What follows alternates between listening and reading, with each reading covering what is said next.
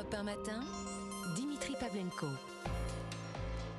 Bonjour Nicolas Bouzou. Bonjour Dimitri, bonjour à tous. Alors ça, c'est vraiment l'information qui a fait le tour du monde. IBM, le géant de l'informatique, annonce geler des recrutements à cause de ChatGPT, la fameuse intelligence artificielle générative. Oui, c'est une information qui a été donnée par Bloomberg. Alors le directeur général du groupe IBM, Arvind Krishna, a indiqué une baisse, voire un arrêt des recrutements dans certaines fonctions administratives et des fonctions de ressources humaines. Il évoque 30% des postes, ça représente 7800 emplois. IBM emploie aujourd'hui 260 000 personnes, donc c'est tout à fait conséquent.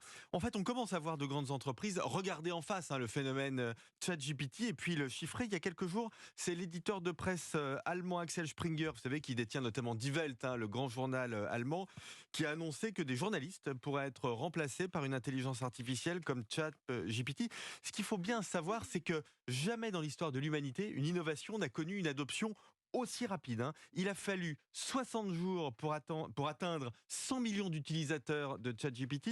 Pour vous donner une comparaison, Dimitri, pour Facebook, il a fallu 1620 jours. 1620 jours pour Facebook, 60 jours pour ChatGPT. Donc ça y est, on y est Nicolas Bouzou, on n'arrête pas de dire l'IA va détruire des emplois, c'est en train de se produire. Alors, si la crainte, c'est ou l'espoir d'ailleurs pour certains, c'est la disparition du travail, alors c'est un non-sujet, parce que tant qu'il y aura des besoins à satisfaire, il y aura du travail. Si le sujet, en revanche, porte sur les mutations du travail, alors oui, là, il y a un sujet. Écoutez, moi, je vois bien à titre personnel, j'utilise maintenant ChatGPT tous les jours. Je me rends en Angleterre du Nord demain. C'est là, d'ailleurs, que j'aurai le bonheur de vous retrouver lundi matin. J'ai demandé à ChatGPT un rapport sur l'industrie de l'acier dans la région de Sheffield depuis les années 70. Le rapport qui m'a été rendu en 15 secondes est très solide, très chiffré, très intéressant.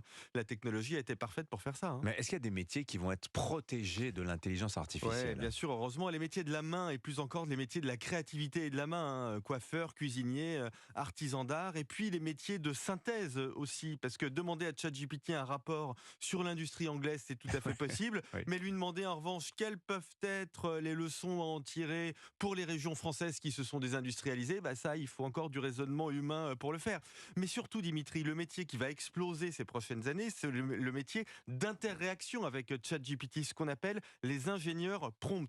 Les prompts, c'est les commandes. Exactement, donc ce sont les gens qui demandent, qui font des requêtes à ChatGPT. L'économiste Pierre Bentata explique que la compétence de l'avenir, c'est le français. Parce que pour être un bon prompt, il faut savoir parfaitement s'exprimer. À l'âge de l'intelligence artificielle, je le dis à tous les parents qui nous écoutent, dites à vos enfants de mettre l'accent sur le français, c'est la compétence de l'avenir.